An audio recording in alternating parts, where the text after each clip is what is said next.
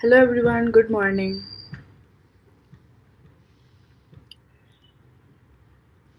I would like to begin the discussion today. Dear authors and invited guests, welcome to Technical Session 4D. Myself Sirali Gaur, and this session will be moderated by me. On behalf of Global Knowledge Research Foundation and GIA Scholastic, it is my great pleasure to welcome you to the 11th International Conference on Information and Communications Technology for Sustainable Development ICT4SD 2026 Goa, India. The 11th edition of the conference is being organized in a hybrid mode. The physical event is being held today, 9th of July 2026 in Goa, India, and the virtual event is being held through Zoom 9th to 11th of July 2026.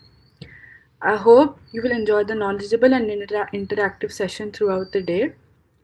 In this session, we have 10 presentations. Each presenter will be given 10 minutes for the presentation. On the 9-minute mark, I will raise a gentle reminder. There is another request to all the participants that you all stay connected with us till the closing remarks. If you have any queries or any updates, please feel free to write to me in the chat box. Just before we start the session, I would like to introduce you all to the chair for the session today, Dr. Swati Nikum. Dr. Swati Nikum is an associate professor in the Department of Artificial Intelligence and Data Science Engineering in the Pimpri Chinchwad College of Engineering and Research, Pune, India.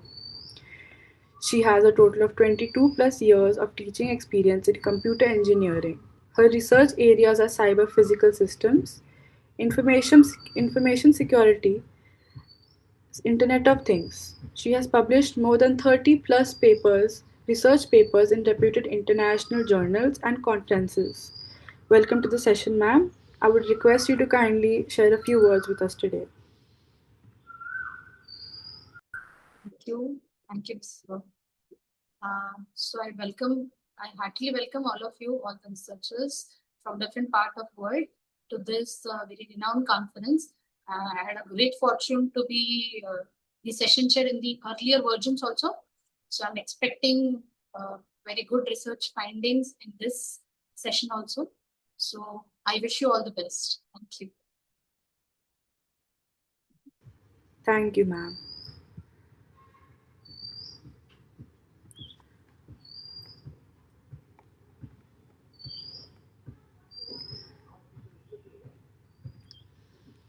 Now, I would like to start with the papers.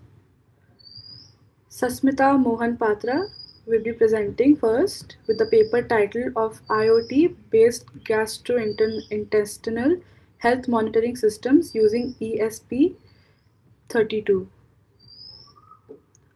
You may please start your presentation. It's disabled. Hello, ma'am. As you are sharing the screen, I am not able to share my screen. Yes, I've stopped sharing. Okay. Use the button.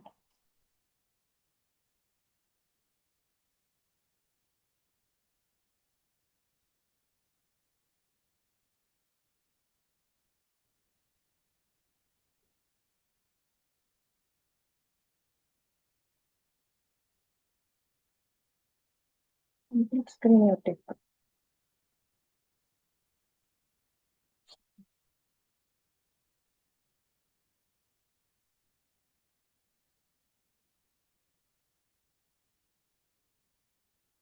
Complete.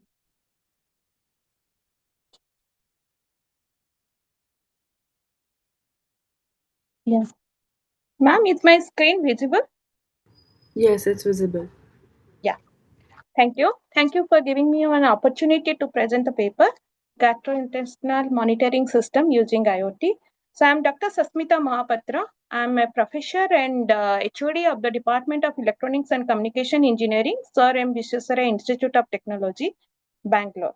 And I'm very happy to say the presentation which is done as a project with my final year students, Chandana JP, Ganesh K, Lokesh Reddy. So in this work, mainly we have focused on the healthcare system because in healthcare, the gastrointestinal problems are very common. So I'll directly go to the paper. So we have arranged the paper in this way. We have introduction, problem statement, certain details as survey, objectives, methodology, hardware details, software details, expected results, and references. So coming to introduction, the gastrointestinal monitoring system using IoT is designed to track and analyze mainly the digestive health in real time. So the project is a combination of IoT which comes under electronics part and health. It integrates sensors, IoT models to detect abnormal gastrointestinal activity, and it will send the alerts to the medical person and to the person who is under test also. The system enables continuous non-invasive monitoring system, because most of the gastrointestinal monitoring usually nowadays also it is invasive and it is very painful. So we have focused mainly to do one non-invasive method in which the patient will be relaxed and he should not get any pain. And the added thing is here we are doing it continuous monitoring. So it is not that only when the problem comes we are doing the monitoring. It's a continuous monitoring system. So to protect and to find out the outputs in a previous manner so that we can take a particular steps to avoid all these problems. And the problem statement goes something like this, what I discussed. So mainly the people which have those who have acid reflux, ulcers, and other stomach related issues, they have to go, they have to go under one invasive method of finding out all these issues. And by the time they come to know their problem, it's always become late because they don't have a monitoring from the beginning, and it is not a continuous monitoring also. So by the time they come to know that they have this problem, it's late, and they sudden time they go to ulcer and all those things. So in this project, we have taken a smart IoT based system, and that can track the important digestive signals like temperature, movement, and inside the gut. And the device sends this information to a cloud platform where it can be analyzed to catch early warning signs of digestive issues, helping people and their doctors take action sooner and more effectively. So these are certain literature surveys which are already done. So we have got some paper where they have already done the design and implementation of IoT-based smart digestive healthcare monitoring device for identification of digestive condition. They have used IoT transmit sensitive health data, which may be vulnerable to cyber attacks or privacy breaches if not secured properly. So we have taken care that part in our work. And in the second work again, we have got, there is a computer aided gastrointestinal intestinal disease analysis from wireless capture endoscopy. But in this work, the selection frameworks play a critical role in improving classification performance by extracting the most relevant feature. So that is also a problem sometimes. The encryption and all these things, it is sometimes vulnerable.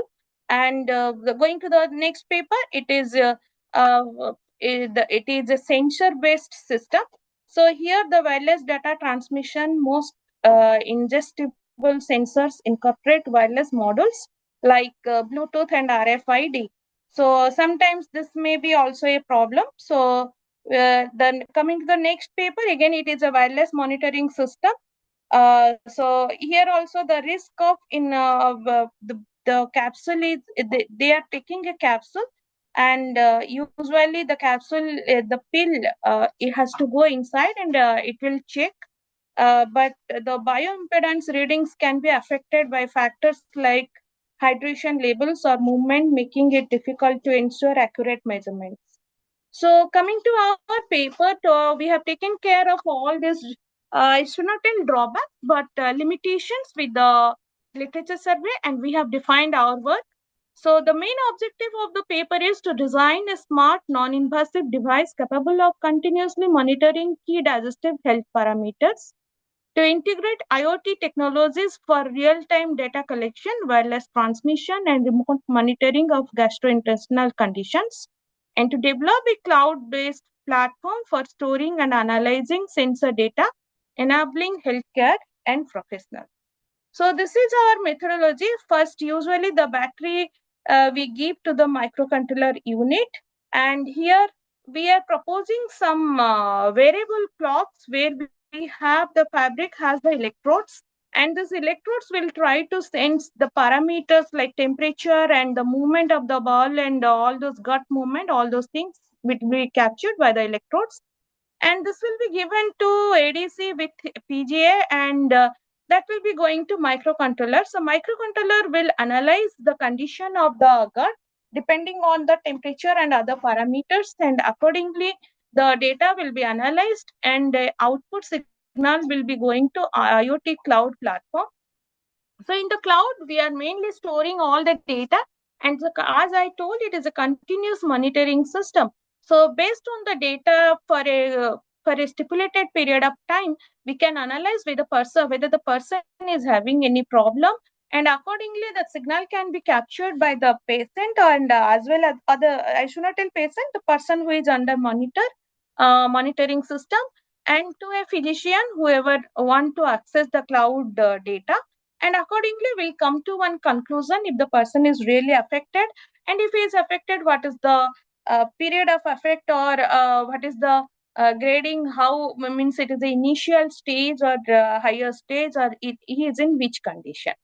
So EGG sensors usually detects these EGG sensors. They detect the stomach muscle activity, tracks the digestion rhythm, and monitors the digestive health. The system cost very high, and this is the system which is used in the health monitoring nowadays in most of the hospitals. But as I told, the system is very costly.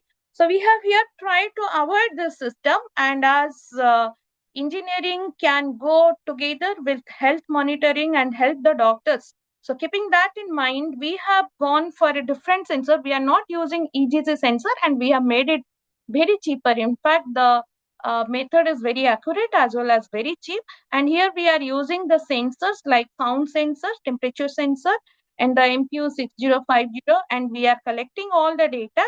And then the analog and digital signals are going to ESP32, where the signals are analyzed, and it goes to the IoT cloud, and it is stored there, and as well as it comes to the system for by the physician to check what is the condition. So this is the main advantage of this. We are not using a EGG sensors nowadays. It is used widely, but with all these things, we are getting the same output, and it is a continuous invasive monitoring work. So these are the main hardware components like sound sensor, temperature sensor, as I told, and we have used the software is ThinkSpeak Cloud and Arduino Uno.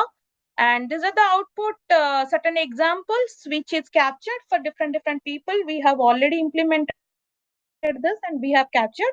So the GI monitoring system has given a data based on the temperature and the movement and the bowl sound. So we have got different results. Sometimes it is abnormal, sometimes it is normal.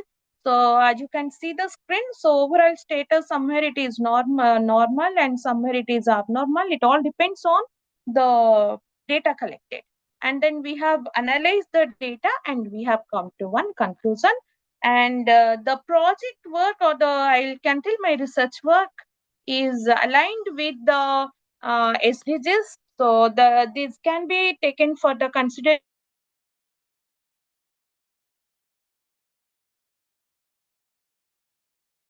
of SDG 3, which is a good, which promotes our industry innovation and infrastructure.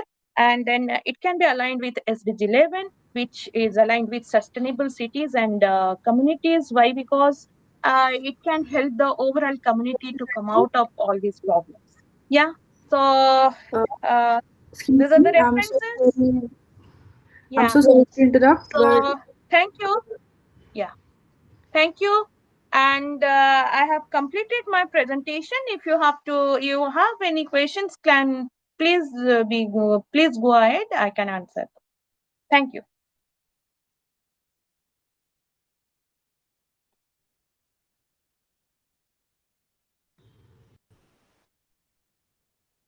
Yeah. Hello. Yes. Thank you, madam, for the thank you, Dr. Susmita Mahapatra, for wonderful presentation. My question is, I have two questions. My first question is, what is the FAR? I mean, false acceptance and false rejection values you get? Yeah. I'll come to.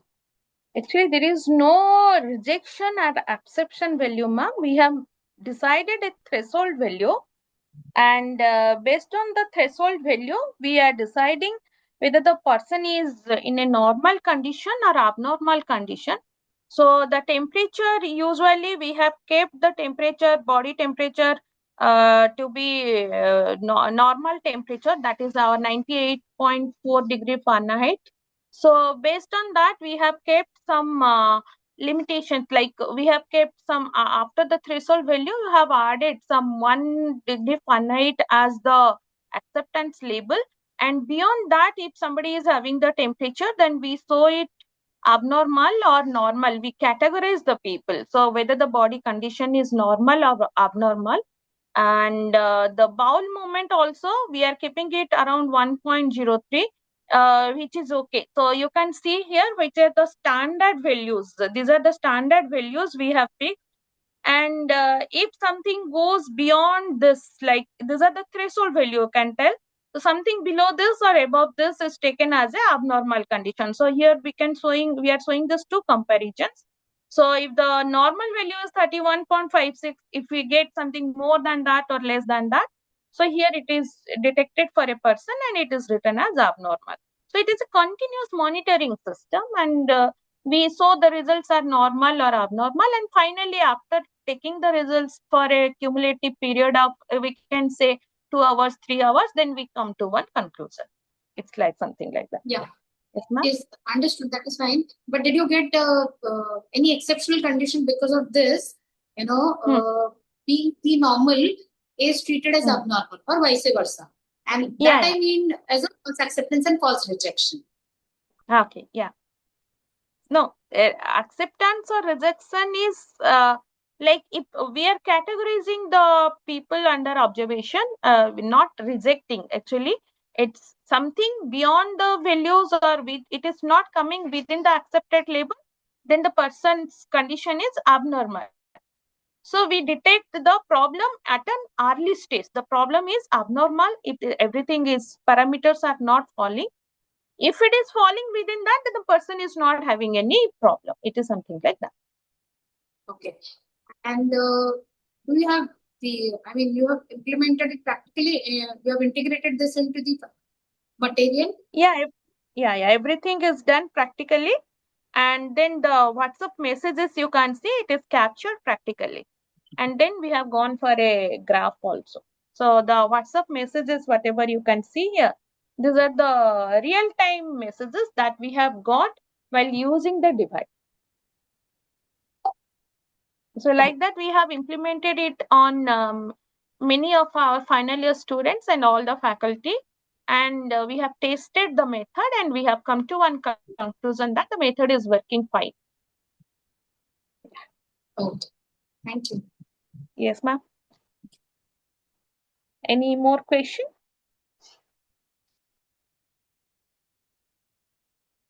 Okay. Thank you all for giving me one opportunity. The organizing team, very much thankful to you. Thank you. Thank you, Sasmita, for this presentation. Yeah.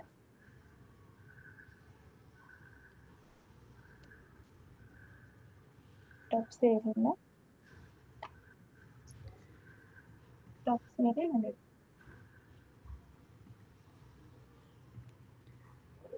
Okay. The next paper will be presented by Sri Darshini R with the paper title of Beyond Engagement, a Fairness Regularized Multitask Deep Learning Framework for Social Media Analytics.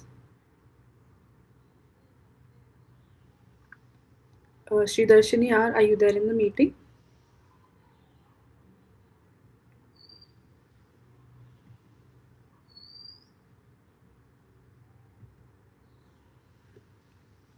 Okay, moving on. We have Kushalji with the paper title Cloud Vision AI model to detect rain in cloud images. Yeah, ma'am, I will present it. Okay.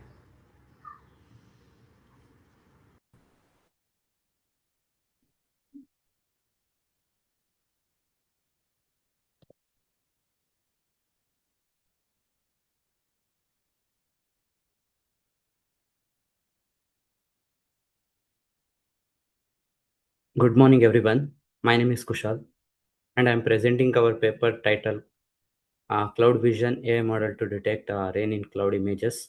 This work is a collaborative work from the Department of Information Science and Engineering at Nete Institute of Technology, Bangalore. Here's a quick overview of what I will cover today. We'll go through a motivation behind the problem, a survey of existing work, our CNN model, and a data set. They are brief data set and experimentation and hyperparameters, result and cross experiment comparison, and finally we'll go with conclusion and future work. So why detect rain from the cloudy images? Clouds covers over 66% of Earth's surface and are one of the most important metallurgical phenomena.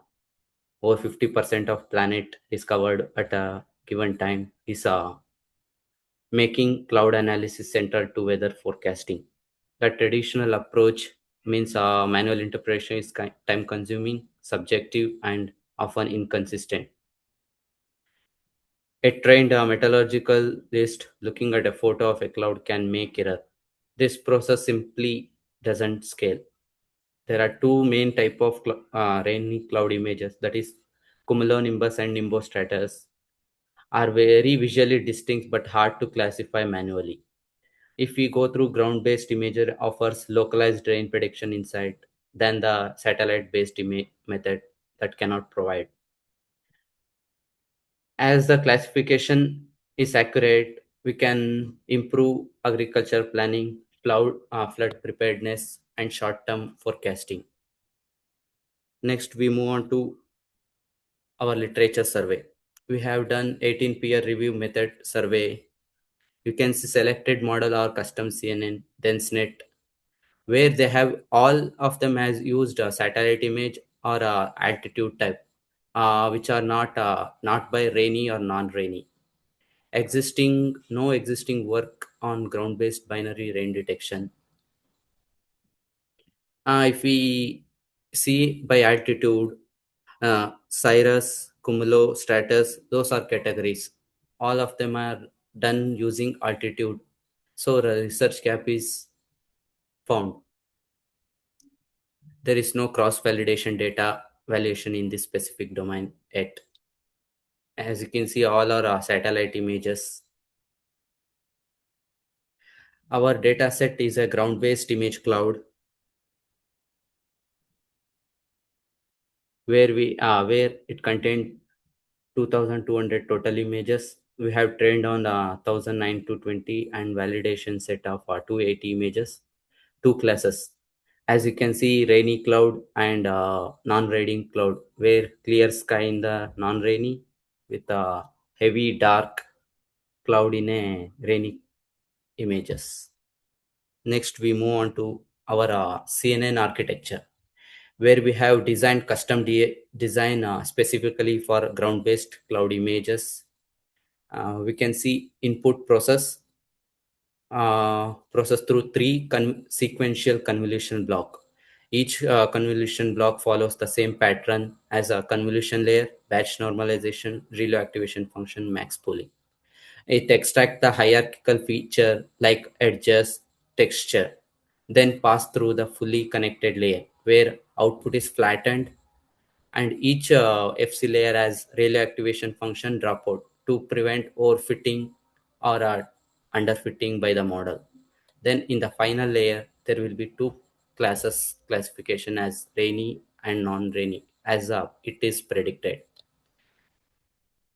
We have used loss function is categorical cross entropy for a binary classification. learning rate as 0.001. Next, our experimentation and hyperparameter tuning. We have done multiple experimentation across multiple optimizer activation functions. Among that, we have got some best among the 7, where configuration D has worked better than other configuration, like leaky ReLU consistently a best activation function. If we have trained for a 150 epoch, it would be better accuracy.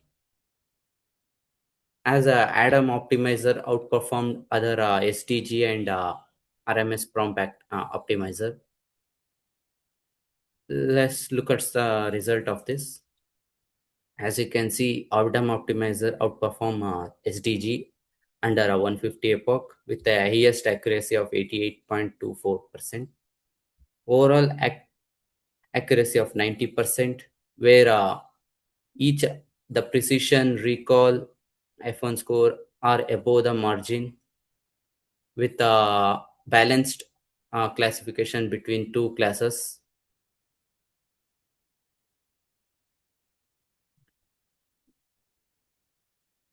We have evaluated with sigmoid, TANH, ReLU, and ReLU, found that leaky ReLU combined with the softmax consistently gave the best result because it avoids vanishing gradient. The loss function is categorical. Cross entropy we have used.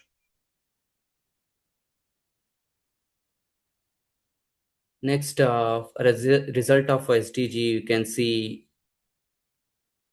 achieved 84 accuracy but showed oscillation in the loss curve, and RMS prompt converged more smoothly but did not surpass Adam performance. Adam adapts optimization provides the best balance of convergence, speed, and accuracy than RMS prompt and SDG optimizer. If we do cross experimentation, comparing all 7 experiment shows that leaky ReLU with softmax consistently outperformed sigmoid and TANH across precision, recall, and F1 score.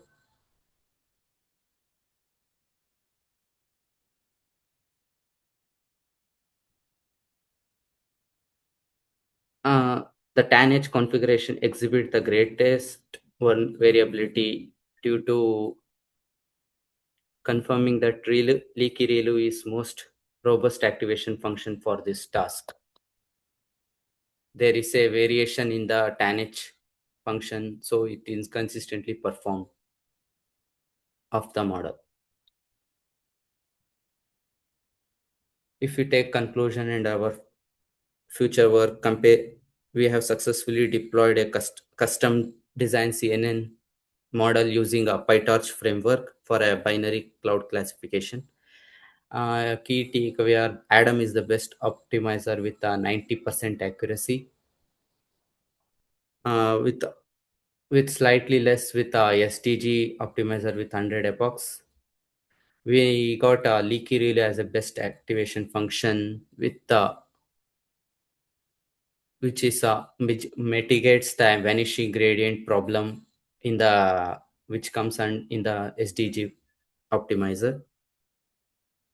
Future work includes vision transformer and swim transformer, cross data validation with SwimCat and MCD, robust testing and noise blur, low illumination, scales with larger and synthetic data for a better result, lightweight CNN variant for edge deployment and IoT deployment.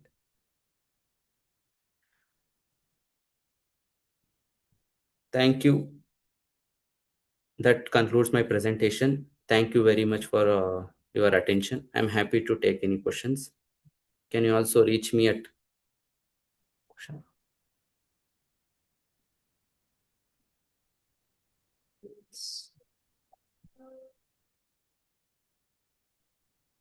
if you have any question, you can. Yes. Thank you, Mr. Kushal, for wonderful presentation. My question is, how do you ensure that your model is not overfitting? We'll test on validation set, means unseen data. If the model is trained well but does not performing well on validation set, it will be, then we can know that overfit is happening, and also we can know the precision will be very low, recall will be low, and F1 score will be less.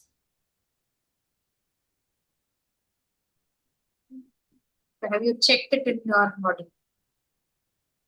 We have tested on multiple real-time images using a phone. I mean, we have captured the photo, then tested on real images. So what are the possible use cases for Possible. use cases for your work? Uh, That to integrate it. Means we can deploy it for a edge tech, means lightweight model. So in a phone, we can directly detect if rain is coming or not. We can use lightweight model for it, then train combine with mobile application, then we can use it. I mean, any kind of prediction or And it will say if rain is possible in the or not possible. how do you map it with the geographical area covered by that cloud? Geographical area. Yeah. And how do you map it? No, we have just used the ground based, means as normal 2D images without annotation. So that's fine. I mean, but can you have you extended your work like, so this is the cloud in so and so area, and possible this would be the rain coverage, because sometimes what happens, like here it's raining, but at a few distance it's not raining. Yeah. I got it. So have you mapped it with the geographical location or so? Not yet. We are planning, ma'am. We and our team. Okay, so that could be the more use of the scope. But yeah, got it. Very nice, very interesting work. Yeah. Thank you. Thank you. Thank you. Thank you for that presentation. Thank you, ma'am. You may stop presenting your screen.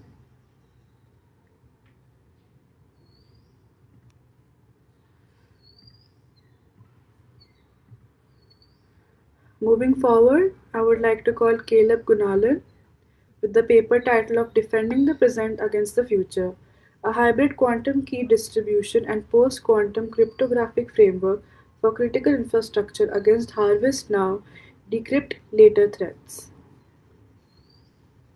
Yes, ma'am. Is it audible? Yes.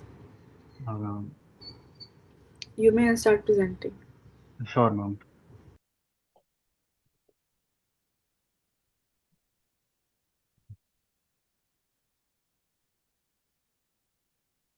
Yes, I hope my screen is also visible. Yes, it's visible. Okay. So, good morning, everyone. My name is M. Caleb Gunalan, and I'm happy to present our paper title, Defending the Present Against the Future. This work introduces a hybrid cryptographic framework that combines quantum key distribution and post-quantum cryptography to help protect critical infrastructure from future quantum computing threats. This research was carried out together with Professor Deepalakshmi from India and researcher Harshavardhan from United States. In the next 10 minutes, I will briefly explain why this problem is important today, how our framework is designed, the security validation behind it, the experimental results we obtain. So let me begin by explaining why this problem is urgent and why it is not just a future concern. Today's internet security mainly depends on encryption methods like RSA. These methods are considered secure against normal computers, but quantum computers could eventually break them much faster than traditional systems. Research in quantum computing is advancing very quickly.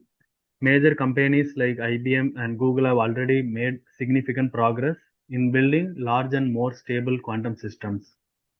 Security experts believe that within the next 10 to 15 years, quantum computers may become powerful enough to break commonly used encryption standards such as RSA 2048.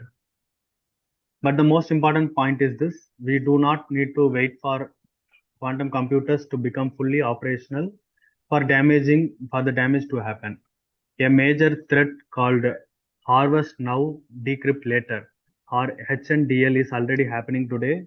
In this attack, adversaries collect and store encrypted data now, even if they cannot currently decrypt it. Later, when powerful quantum computers become available, they can go back Sorry and to disturb you, but your slides are not moving, I guess. Oh. Actually, I'm talking about the slide 2 one, which is currently, you can just see. Yeah, we were on the title slide only. Now it is visible. Oh, my bad. Thank you. You can tell in future slides if it is not moving. I'm in the slide 2 now. So this is especially dangerous for sensitive data that must remain secure for many years, such as medical and genomic records, financial transaction data, and government and military communication. And coming to the slide 3, there are already two major approaches for protecting systems against quantum threats. Slide 3 is not visible. I think it got updated. Yeah, now we can see. Okay, I understand. So the first approach is quantum key distribution, or QKD. QKD uses the law of quantum physics to securely exchange encryption keys. One major advantage is that if an attacker tries to intercept the quantum communication, the system can detect the interference immediately because the quantum states change when observed. So unlike traditional encryption, its security is based on physics rather than mathematical difficulty. The second approach is post-quantum cryptography, or PQC. PQC is easily deployed because it works through software and can run on existing hardware. In fact, National Institute of Standards and Technology, NIST, standardized algorithms such as Kyber and dilithium in 2024. But PQC has a limitation. Its security depends on mathematical problems that are believed to be difficult for quantum computers to solve. Right now, researchers believe that these methods are secure, but there is no absolute proof if a future mathematical breakthrough happens. Our hybrid framework combines both approaches together. The main advantage is that two systems protect each other's weaknesses. In simple terms, QKD provides physics-based security, and PQC provides practical authentication and software-level protection. So this one creates a much stronger level of protection than either methods implemented alone. So coming to the slide 4, this slide shows the complete framework architecture. Our framework is designed as a 7-layer security system where each layer solves a different security problem. Together, they provide multiple level of protection. At the top is the layer 7, the trust anchor. This layer manages digital certificates using quantum safe cryptography instead of traditional RSA or ECC certificates. So next is layer 6, QKD management. This layer manages the quantum key generated by the system and communicated directly with the quantum hardware. Layer 5 handles the actual quantum key distribution process. Depending on the communication distance and the infrastructure, the system can use different QKD techniques to securely exchange keys. Layer 4 provides authentication using post-quantum digital signatures. Every important message is digitally signed and preventing attackers from pretending to be legitimate users during the communication. Layer 3 combines the quantum generated key and the post-quantum cryptography key into one final hybrid key. The important advantage here is that even if one method somehow broken in the future, the overall system can still remain secure. The layer 2 then generates separate encryption key for different type of traffic, such as data traffic, control traffic, or the audit or logging traffic. Finally, the layer 1 performs the actual encryption of communication using the authenticated encryption methods. So even if one layer is compromised, the attackers still cannot directly obtain the final session key. So coming to the next slide, session establishment. So the session setup process happens in 5 phases. Each phase will play an important role. Phase 1 is identity verification. Both sides exchange their quantum safe digital certificates and verify them before any key exchange begins. Phase 2 is quantum key retrieval. The system retrieves a quantum generated key from the secure key pool. Each key is designed to be used only once. So phase 3 is post-quantum key exchange. Here the system uses the Kyber algorithm to establish an additional secure key. Phase 4 is the core idea of the framework. The quantum generated key and the post-quantum cryptographic keys are securely combined into one session key. So the advantage is very important. If the quantum layer remains secure, the session stays protected. If the post-quantum layer remains secure, the session also stays protected. So last phase is before actual communication begins, both parties verify that they generated the exact same session keys. This prevents hidden communication errors.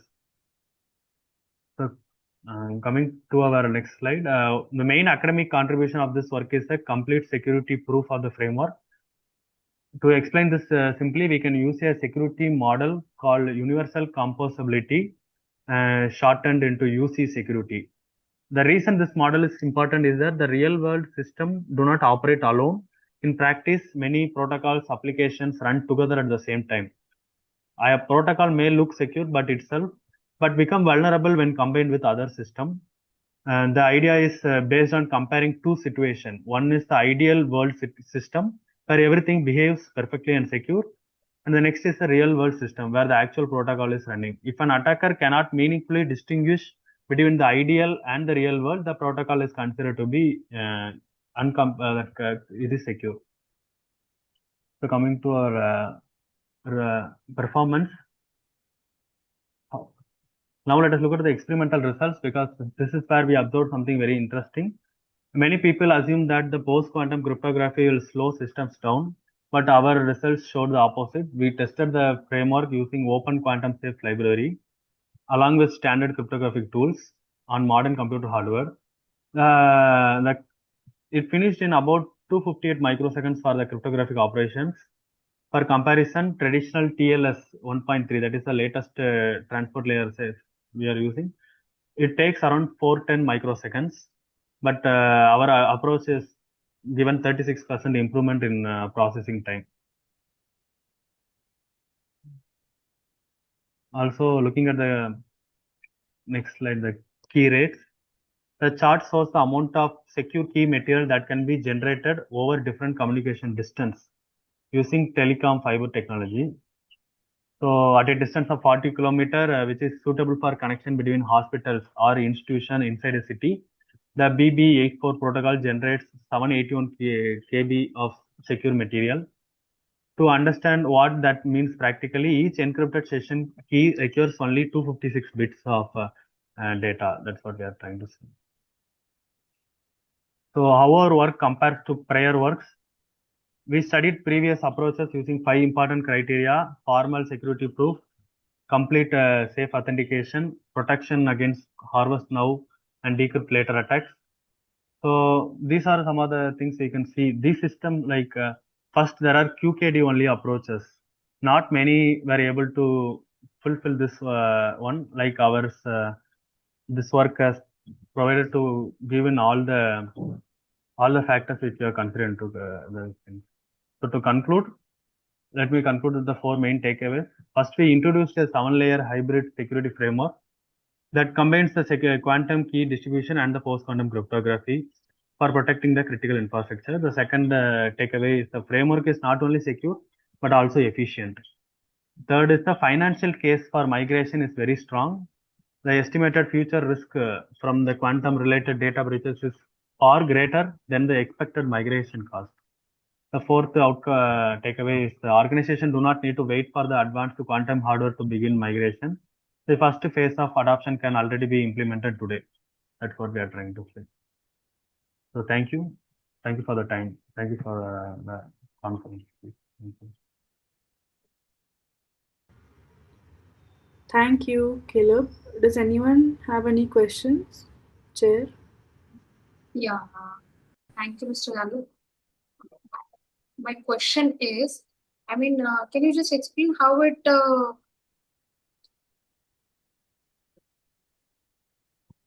Ma'am, are you sharing something?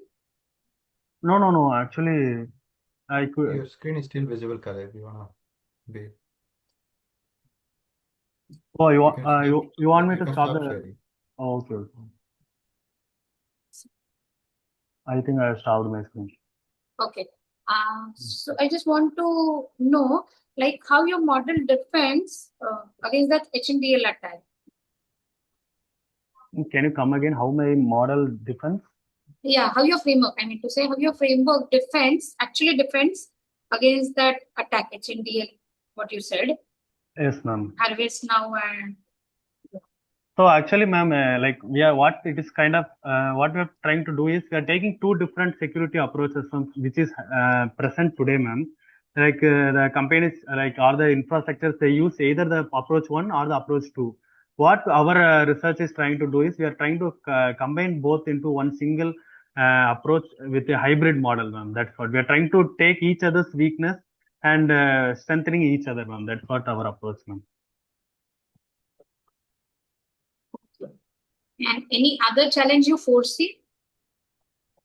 Uh,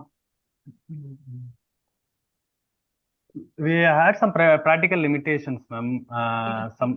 But we had some large scale, like long distance communication, like that. Something we had some side channel isolation. Some very technically we had some problems, ma'am. Due to the as it is a future quantum technology, we had some technical in. Yeah, that's what, because if quantum computing takes over, Yes, ma'am. you may face some challenges. Yes, ma'am. But we were able to overcome that actually easily. Okay, fine. Yes. Thank you. Thank you, Caleb, for the presentation.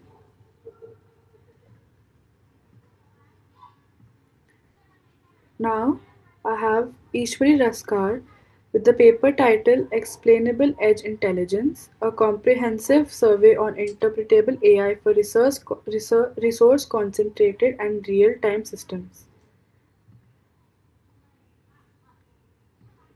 Ishwari, are you present in the meeting?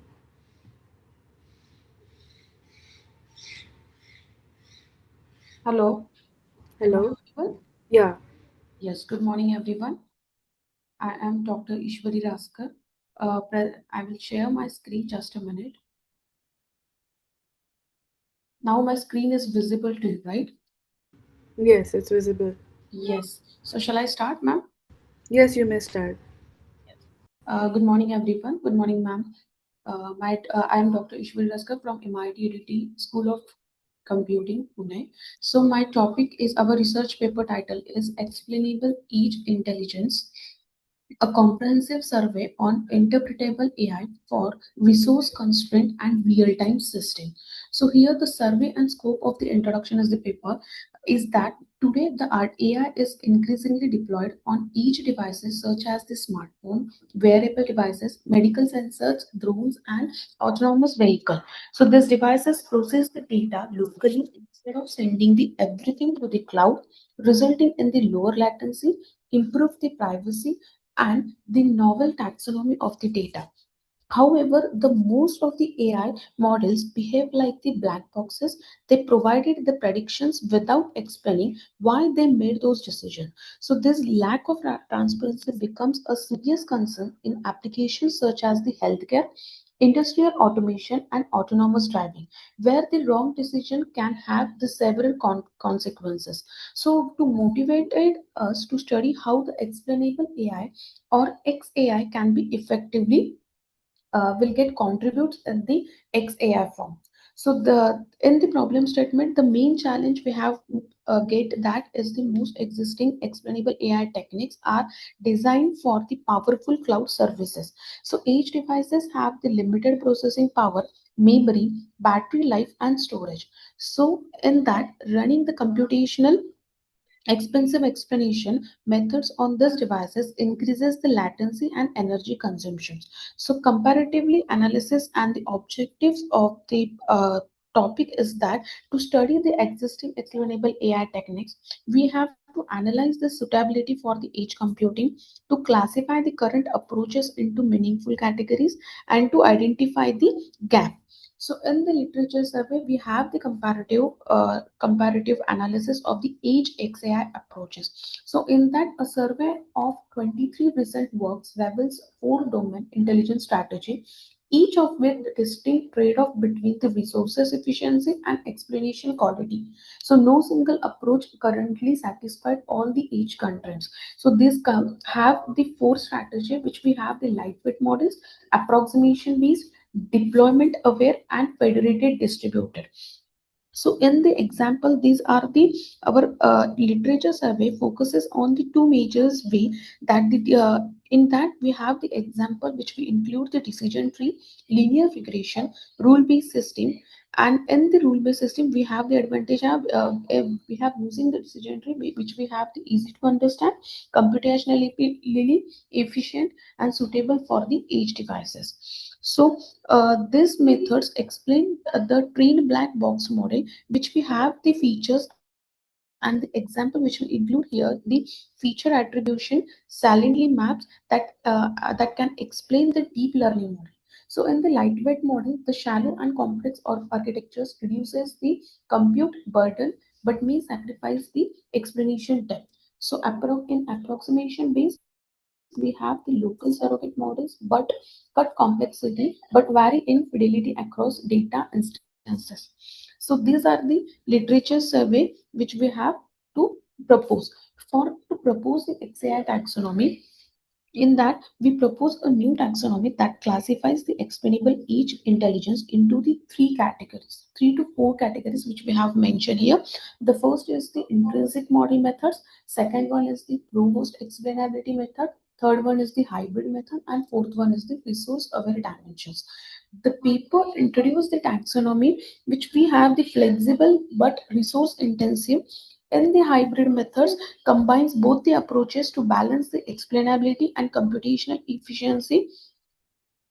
For the proposed explainability methods, which we have applied the model training, in that the models will train including the features attribute, for example, the shape and line, saliency mapping, and surrogate models.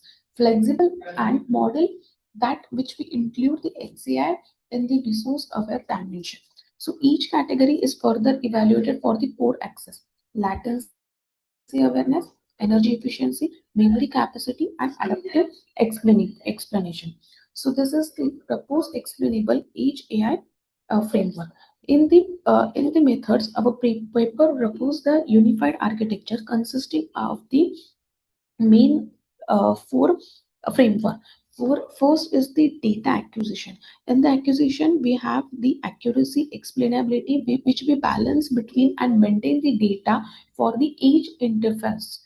In the age interference, we have the explanation engine that will be carried out. The XAI will be going to the optimization layer. In the optimization, unwanted data and the continuously the data which will improves the explanation using the user feedback and environmental changes, which we have the decision and feedback.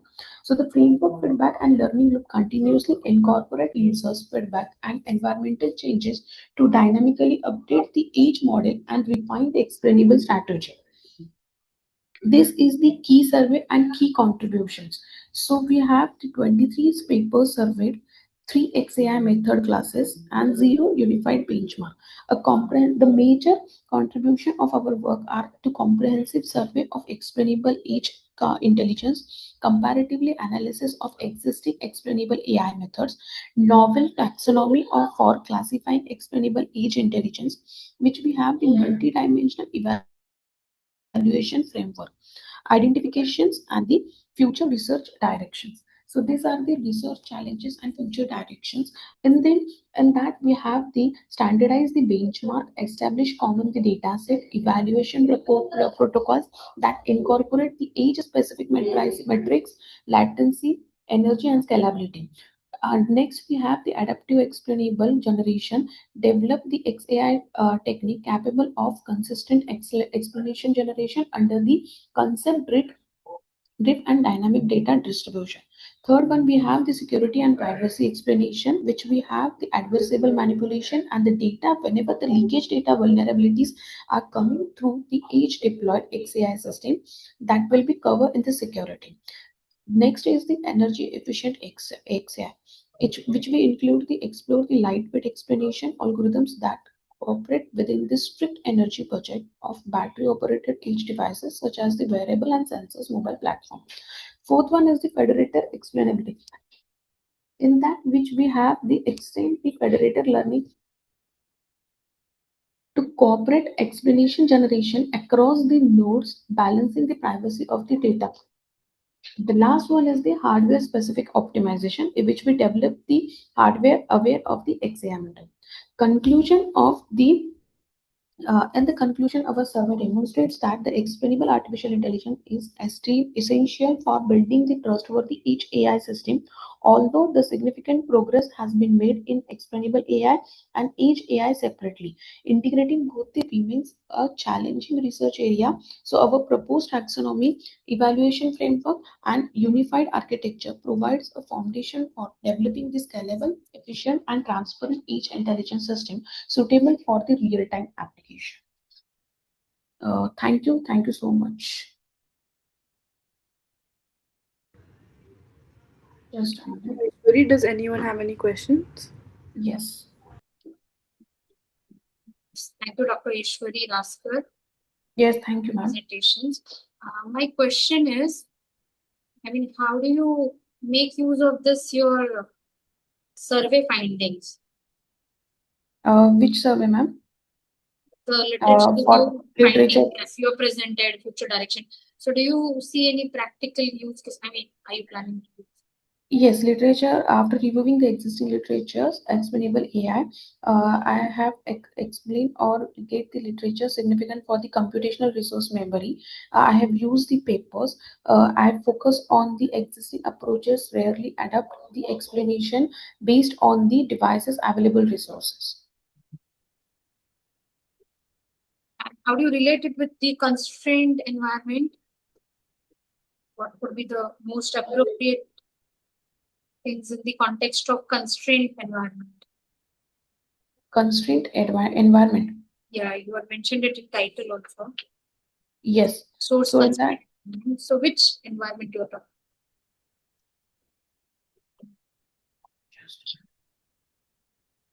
So in that, I have using the Edge AI. So resource constraint environments are the computational environment. I have used the smartphone staples healthcare, mainly focuses on the healthcare. Okay. Okay. Thank you. Thank you. Thank you so much. Thank you. Thank you. Now we have Ahmad Brahim Bachir with the paper titled Intelligent Classification of Chicken Behavior in an Open Environment.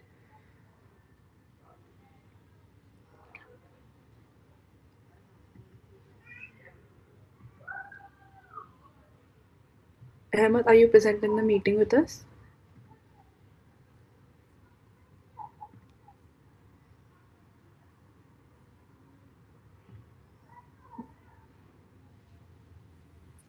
Hello. Hello. You may start your presentation. Thank you.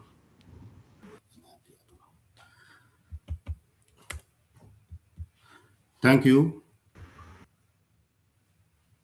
You understand me? Yes, we can hear you. Okay. My name is Ahmad Brahim Bashir.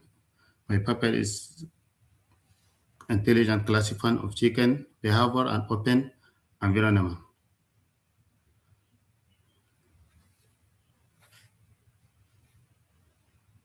So, hello everyone. First, I apologize for my English as I come from a country where only speak French and Arabic, and it's my research that is leading me to English.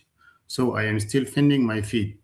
I might not pronounce certain words correct. Thank you for understanding. It is a real pleasure to welcome to this session dedicated to the presentation research paper. Your presence here demonstrated your interest in scientific advances, the exchange of ideal contribute to the development of your field. During this presentation, we will have the opportunity to explore the objective methodology, key finding, and future perspective. Poultry behavior along with production physiology and health. It is a key indicator of animal welfare. Traditional behavior assessment drive common observation and time-consuming, costly, subjective, and error-prone, making automated behavior classification essential for rapid decision-making. Behavioral monitoring is therefore crucial, as demonstrated by a study showing significant seasonal variation in free-range poultry behavior, highlighting the importance of continuous individual monitoring for unprecedented welfare management. This is an image for social comportment animal behavior. In this context, the objective of the present study is to automatically recognize the different behavior of hence budget, non-image, one image collected in the file. Studies such as those carried out by research have helped to better characterize chicken rearing practices in the central eastern region of Chad trunk file survey. This is a table of normal behavior category in free range has hence feeding explorating category behavior ethological description. Category feeding behavior explorating pecking ethological description searching for food on the ground. The little level. Free range farming minimizes stress, enhance and improve their well-being by giving them greater freedom of movement. This encourages foraging, food selection, and thus batting, thereby contributing to the herd's well-being. This training system reduces aggression, frustration, and monotonous behavior, and hence when they have the opportunity to forage and distribute. Hence, refusal to this bait can be a source of stress and harm her well-being. The research focusing on the vision transformer. Subsidial applied yellow budget to track and classify free-range laying behavior, with yellow bias achieving the Higgs accuracy of sync. And Sumayal developed an automated video-based animal behavior classifying system, costing. This paper is reaching 99 for 3 accuracy, percent accuracy. Penegal introduced and changed edge next framework for cattle behavior classification using transformed image data. The comparative analysis involved swing transformer, mobile net V2, ConvNext, EdgeNext, and EdgeNext BNC, showing that the improved EdgeNext variant offered superior classification compatibility. Tuwakili L developed the Access Audio Spectral Source model for fish feeding intensity classification using acoustic signal and attention mechanism, obtaining net size 96.9% accuracy across for feeding level. Tangirala al designate a star transformer for peak monitoring, integrating segmentation, tracking, action, recognition, and re-identification within unified transformer framework. This methodology adopted the data from the study we collected from local Chadian chicken breed. The data collection phase took place between August 19, 2019 and January 2096. During this period, the animals were monitored using camera installed in various locations, allowing for the capture of the hands behavior. The recording were stored one memory card integrated into camera. The two figures below illustrated the organization of the data and the method of data collection. This figure is data organization. Trend val, this is a different behavior anomaly. Start this method of data collection. You see image acquisition, location, and Mandalia, Anjamena, and Hajar Lamis. Image processing, next data annotation, next chicken behavior analysis, next result and impression.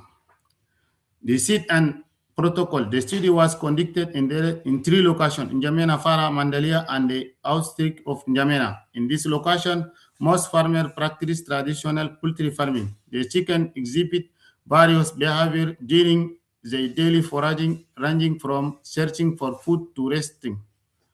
This model proposed the study discussed two transformer-based methods, the vision transformer and the Swiss transformer.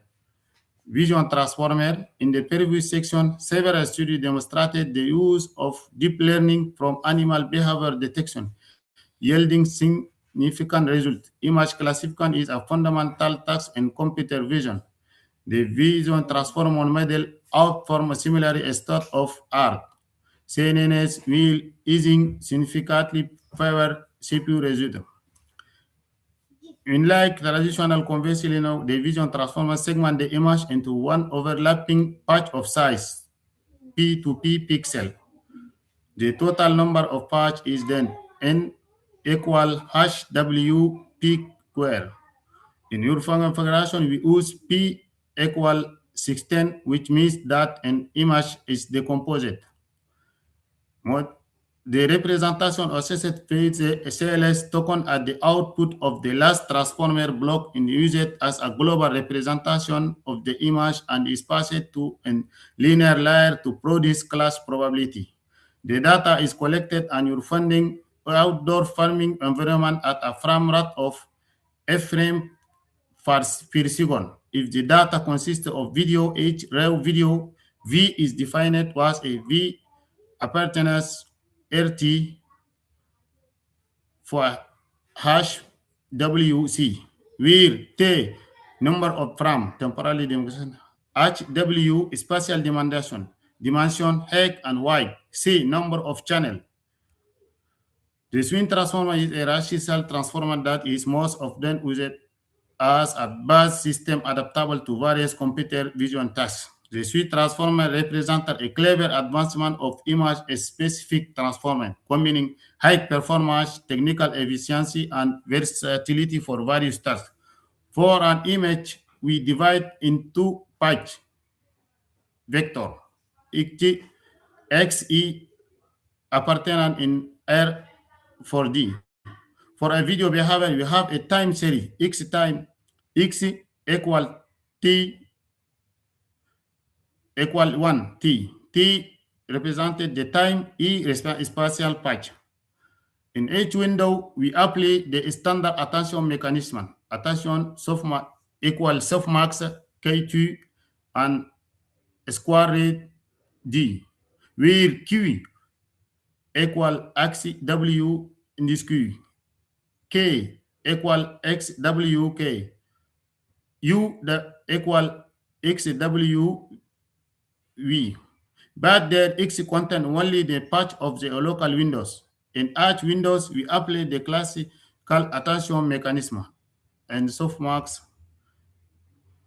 The following figure illustrates the processing pipeline for data analysis, image or video, which aim to recognize and classify the behavior of chicken is an open environment. It combines two deep learning models, namely the swing transforming and the vision transform, as shown in the following figure. This figure proposes two models, and weight transformer and transformer model and switch transformer model.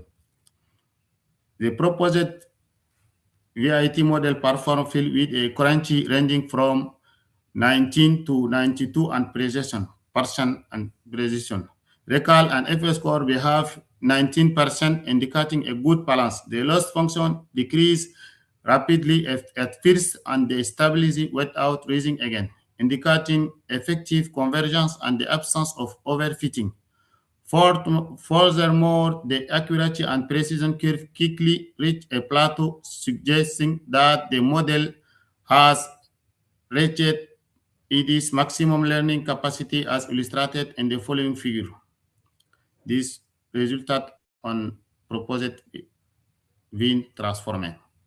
Sweet transformer resulted in the proposed approach will converge quickly and effectively. One observed a sharp decline in the loss function from 1.7 to 1.3 starting from the first full epoch, following by stabilizing around 0.8 25 to approximately win 20-30%.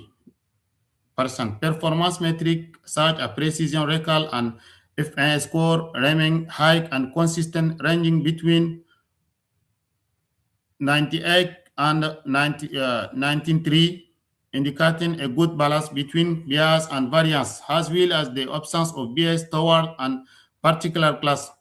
Furthermore, validation accuracy increased rapidly, reaching approximately 19 and 92, which demonstrated strong modeling capability as illustrated in the following figure. These results and Swiss transformer.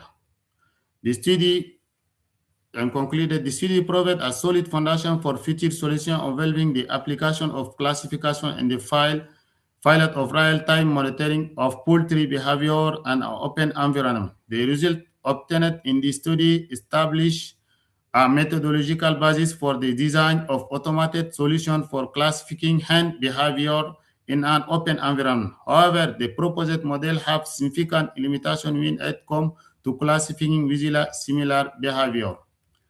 Thank you for attention. Thank you so much. Does anyone have any questions?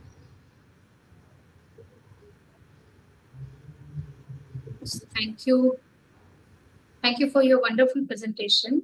My question is, can you just explain how that Yes. behavioral classification, in what sense it will be useful in poultry farming? This question is very, I have a problem to dramatic English and French. Okay, I'll speak slow. Oui. Based on your study, your research findings, can you just explain like how behavioral classification, whatever you have done, is Behavioral useful? Classification. You have done classification, no? with Yes. So how this will be useful in poultry farming? In what sense? Exactly. this compartment classification. Sorry? This behavioral classification. Yes. How We it is use it. exactly used? Yes, in poultry farming. We have used it using transformer and Bayesian transformer. Yes, Two you have models. used. Yes, yes. So how it is useful? In what sense? Excuse me. I have a problem to English.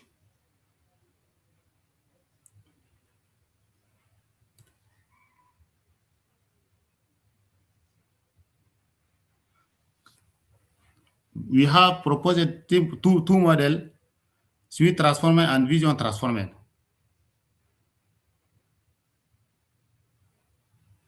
Hello. You can read it in the chat box. Okay. I have typed it.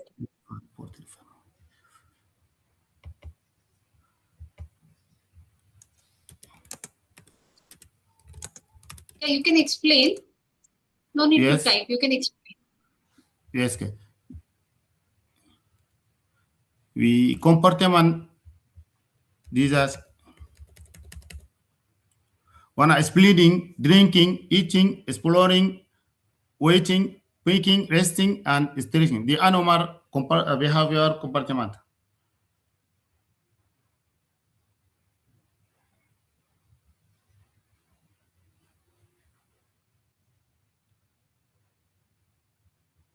Yes.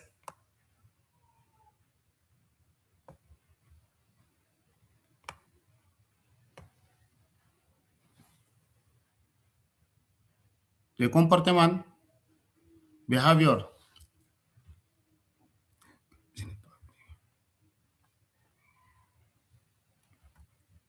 Hello. So what do you do with this knowledge? How it is beneficial in poultry farming? Okay.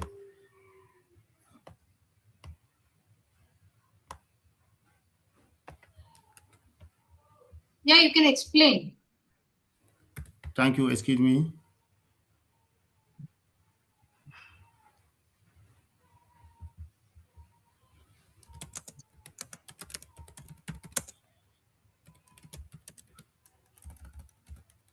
Who is it? Who is it?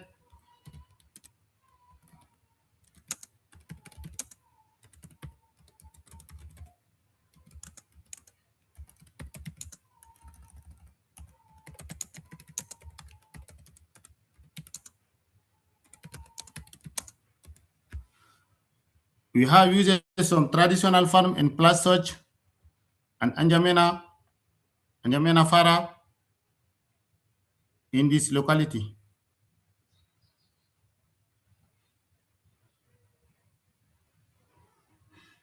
Okay. Mm.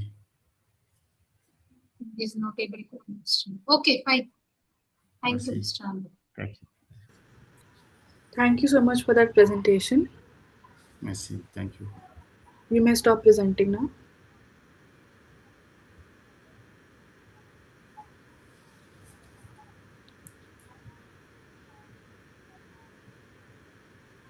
Now we have Gunda Satish Kumar with the paper titled MRI-based deep learning for neuroimaging analysis of Alzheimer's disease and autism spectrum disorder, a survey on multitask learning approach. Yes, ma'am. Uh, you may start your Yes, presentation now.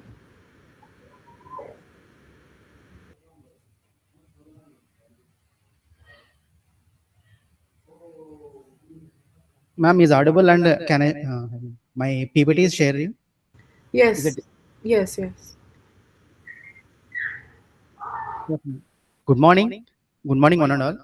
I am Gunda Satish Kumar from Triple IT IIT Raipur, and I done this paper under the supervision of Dr. Mallikarjun Rao and co-supervision under Dr. Vijaya of Triple IT IIT Raipur. Um, Today, I will present a survey title about the MRI-based deep learning for neuroimaging analysis and Alzheimer's disease and the autism spectrum disorder, a survey on multitask learning approach. The key idea of this presentation is not only to list the papers, but to explain how different MRI modalities and the deep learning architectures are being used. Ma'am, I am audible Yes, you're audible. and also video also. Yeah, yeah. We can see your screen. Okay, ma'am. Okay, sorry. Okay, Alzheimer's disease, which is a largely neurodegenerative and the autism spectrum disorder, which is largely neurodevelopmental. I will focus on four model families like CNNS, GNNS, and transformers, and the multitask learning. I will also highlight why validation and interpretability and the clinical readiness matters as much as accuracy. It means think of MRA as giving us evidence from inside the brain and deep learning as a tool that tries to learn disease related patterns from the evidence map. So in this way, I am presenting my the next slide is about the presentation of roadmap and the visual plan. Here in this slide gives the complete overflow of the presentation. I have organized it like a literature story. It means first we establish why this survey is needed. Then I explain how the literature was collected and screened. After that, I discuss about the MRI biomarkers and the main computational methods. The central part of this presentation is compares the CNNs, GNNs, and the transformers and multitask learning. Which is finally, I discuss the validation concerns, research gaps, future directions, and the main contribution of the survey. Okay, ma'am, about this and the these are the my presentation of the roadmap, and the third one is the why this survey matters. It is about the Alzheimer's disease and the autism disorder are different in onset, symptoms, and the progression.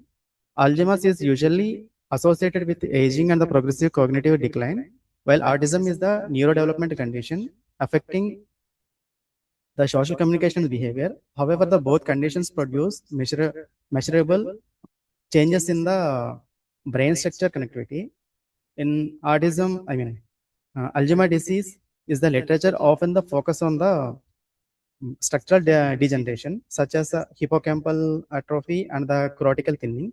In ASD, it was the autism spectrum disorder. Many studies focus on the at a typical connectivity and the network level difference. This problem is about the across studies are difficult to compare because of data sets, pre-processing, validation, and splits the metrics vary widely. So for this one, the next part is about the presentation on the review methodology and the evidence selection. A literature survey becomes stronger when the selection process is transparent. In this work, relevant studies were collected from the major scientific databases, which is given here, search databases, and the including the PubMed, IEEE Explore, Scopus, Springer Link, Scientific Direct, and the Google Scholar. The keywords were designed around both clinical terms and the computational terms, like Alzheimer's disease and autism spectrum disorder, MRI, fMRI, DTI, CNN, GNN, transformers, and next one is brain age, sex prediction, and multitask learning. The main time of the is a window is the 2015 to 2026. Well, the older landmark studies are retained. Why they are the important for the foundation of the field? For each paper, the survey extract the data sets of the modality, pre-processing, model task, validation, strategy, and the metrics, metric limitations, and the clinical relevances. It means a CT only paper may be useful clinical, but it does not use the MRI derived neuroimaging data. It should not be included in the main MRI deep learning survey. So this one is the clinical context. In this, this slide connects the clinical brain charges with computational modeling. In AD, I mean Alzheimer's disease MRI studies commonly report hippocampal atrophy and the cortical thinning and the ventricular enlargement and the disruption of large-scale brain networks.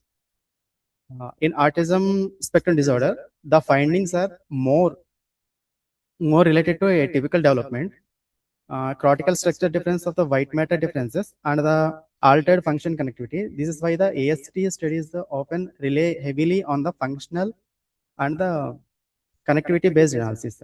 The important point is this MRI is non-invasive and repeatable. It allows the researchers to measure structure and functional patterns that may support diagnosis, biomarker discovery, and progression analysis. In this one, the next is about the neuroimaging modalities and the biomarkers.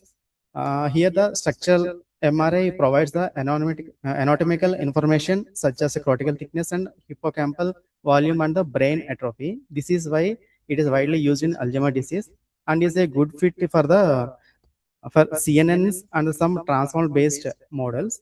The functional MRI, especially for the resting the state fMRI, captures activation patterns and the connectivity between brain regions over time. This is particularly useful in ASD, where connectivity abnormalities are the frequently studied. In DTI, focus on the white matter, track the integrity and the diffusion measures. PET combined with MRI can add metabolic or the amyloid information. Multimodal fusion can improve the performance, but it also introduces the missing data and alignment of challenges. It means, for example, structural MRI is like a photograph of the road structure. fMRI is like a observing traffic flow, and DTI is like a mapping fiber highways, and the PET is like seeing the fuel consumption of different areas. These neuroimaging modalities, the biomarkers way differentiate here in the model field. And next about the computational taxonomy reviewed methods, which is this is useful for the because of neuroimaging papers can look very different. Some use raw voxels or the patches, other use the regions of interest, connectivity graphs, or the multimodal vectors. The representation determines the model family. CNNs are suitable for the voxel patch based structure MRI. The GNNs are suitable for when the brain is represented as a graph. Then the transformers can model global relationships, and MTL can combine the multiple outputs through a shared encoder. The final clinical output may be included as the AD or MCA classification, ASD classification, brain age estimation, sex prediction, or site-related effects. These taxonomies helps the defend why each model family is included in the survey. It means, for example, a single MRI scan can be treated as an image for a CNN, as a set of brain regions for a transformer, or as a network of connected regions of for GNN. And same medical problem can therefore lead to different computational designs. This way, here the CNN, GNN, transformer, MTL, how will they go on to the clinical outputs? These all we can see in this one. This was I reviewed in this in the methods. And the next one is about the CNN literature. It is about the CNNs are widely used in structural MRI because they can learn image patterns directly from the data. In AD and the MCI analysis, they are useful to detecting local anatomical changes such as hippocampal atrophy and cortical thinning and the ventricular enlargement. A 2D CNN processes the slices while 3D CNN can preserve the volumetric context. This is the important because the brain abnormalities are not always simulated in a single slice. Patch-based training and the transfer learning are commonly used to reduce the data requirements. The literature shows the strong performance from the CNN-based models, but there are limitations in CNN are the excellent for the local structure pattern, but they may not fully capture global brain relationships or the long large connectivity. It means, for example, a CNN filter is like a trained eye that repeatedly scans the image to detect the local pattern. In EAD, it may learn the particular shape or the intensity pattern around the hippocampal or the hippocampus of the informative. So this way, here the CNN has been taken on the CNN literature. And next one is the GNN literature. In this, Dear presenter, hello. I'm sorry to interrupt your presentation, but you have crossed the 9-minute mark. Kindly conclude your presentation. Okay, ma'am. Going to conclusion. So these are my connectivities of landscaping, research gaps, future directions. Okay, ma'am. Conclusion is about the.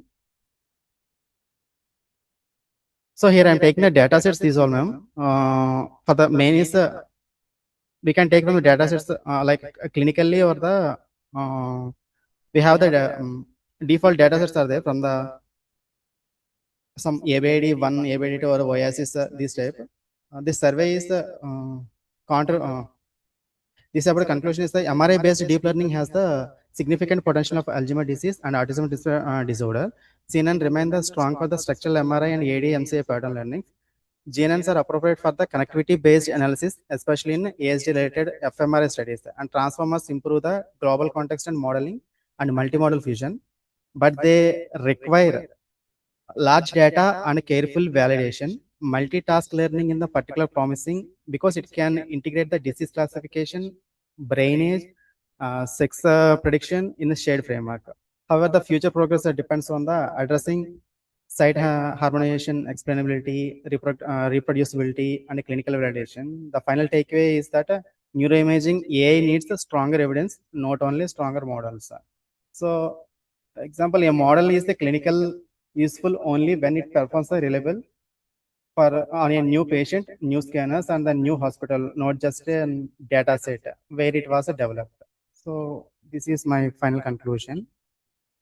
So so these are my references which I taken from the literature survey. Thank you. Any queries or questions can you ask me? Thank you for giving this opportunity. Please ask any questions if any, I can answer it. Thank you. Any questions?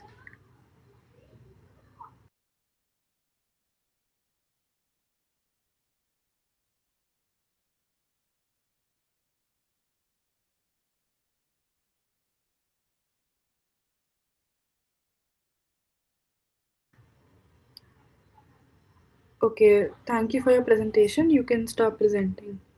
Okay, ma'am. Thank you. Thank you.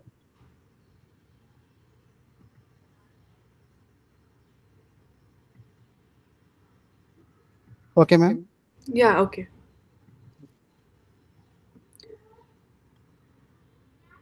Now we have M. Kiriti Chaudhary with the paper title Personalized Learning via Reinforcement Learning.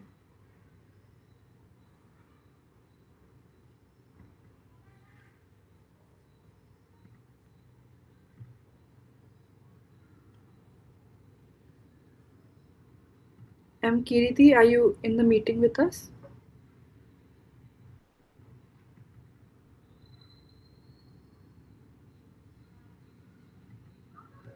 Okay, moving forward, we have Sarvesh Sawant with the paper title Randomness Testing in QRNGS and PRNGS, a correlation integral approach.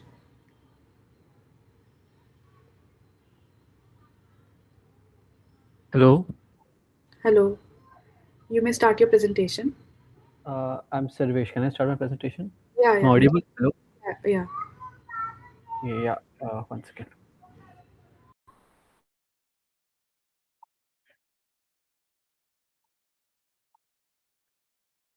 Is my screen visible? Yeah, it's visible. Yeah, just make it. Just a second.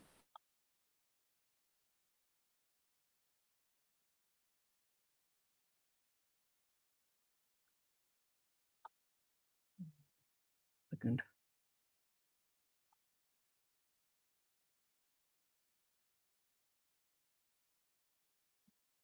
Okay, it's not becoming larger screen. Fine. Good morning, everyone. I hope I'm visible, right? Screen visible, right? Yeah, the screen visible. Yeah. Good morning, everyone. I'm Sarvesh Sawant. I'm from NITK, and I'm presenting on the topic of randomness testing in QRNG and PRNG, a correlation integral approach. So I'll be covering these contents in my presentation. So random numbers are sequence of numbers that have unpredictable pattern. They find their use in cryptography, game theory, and sampling of random data sets in large data sets. Uh, Basically, we have two major ways of getting random numbers. One is the PRNG and TRNG. PRNG are the pseudo random number generators. They are based on an initial seed and sequence of numbers, and based on that we get those random numbers. Now these numbers that we get, they are you get them very frequently, and TRNGs, on the other hand, they are from physical processes like maybe radioactive decay or electronic circuits noise in the electronic devices or quantum phenomena. And thus, they are difficult to generate because in long period of time, the entropy starts reducing. So when we are using random numbers, depending on the application, we have to decide what kind of random number we are using. For example, if I want to use for cryptography, I prefer to use a strong random number. And if I want to use for other applications, like where frequent I have to use random numbers, then I can use PRNGs, because, as I said, PRNGs, they are they can be generated very fast compared to TRNGs. So this is one of the reasons we have to work with the strength of random numbers that is generated.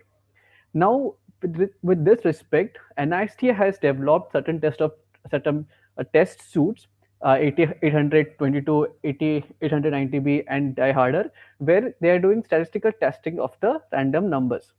In the 822B, they use statistical randomness. In 890B, they check the entropy, and in Die Harder testing, they check the other relative statistical analysis. Now, the main crux with random numbers is that random numbers by themselves uh, cannot be said whether it is random or not, because the way that they are generated is depends on the source that it is using and the process that is taken in generating those numbers. So what this test source does is that they take this sequence of numbers and they check how much close they are to the properties that is expected of random numbers. So, as we see, there is no specific random number evaluating mechanism. Thus, there is a need of developing multiple random numbers test methods.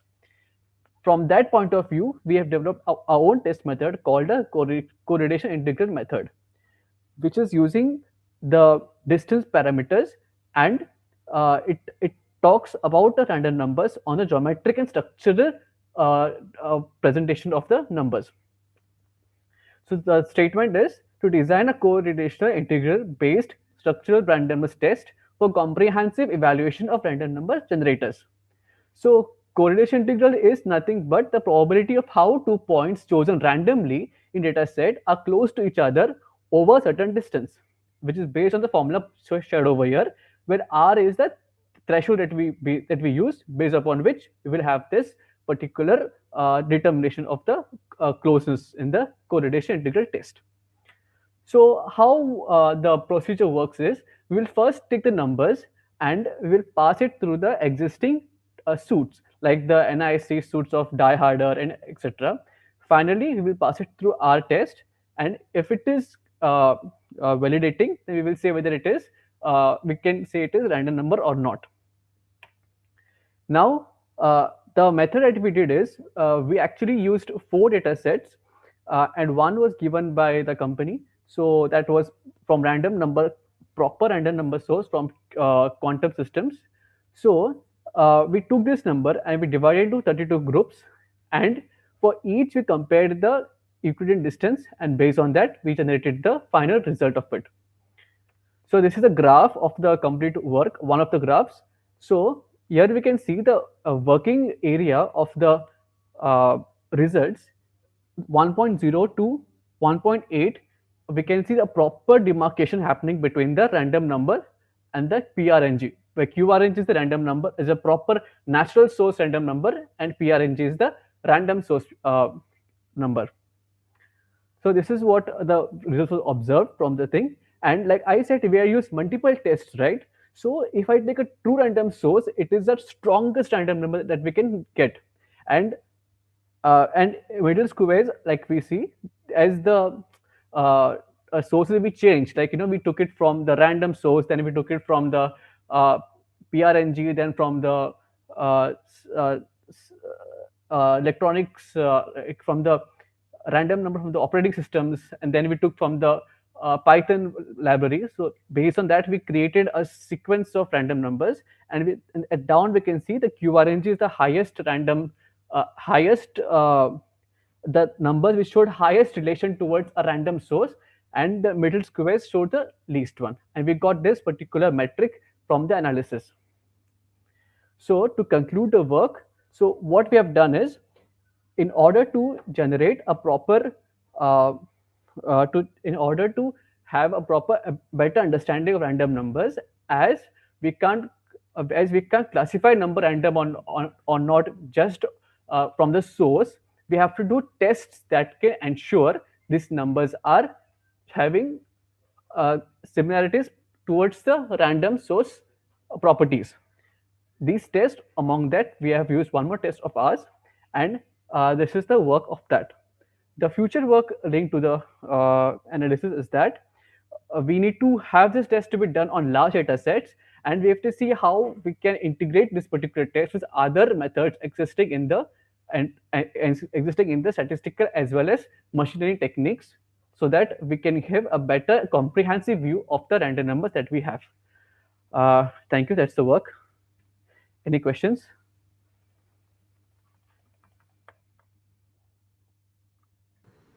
Thank you. Does anyone have any questions?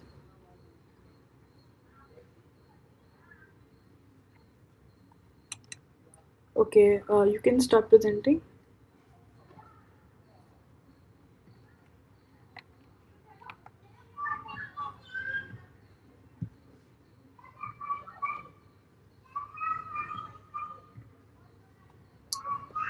Now we have Swasti Patel with the paper title Redefining Teaching Competencies in Age of AI, a framework based study in Indian higher education.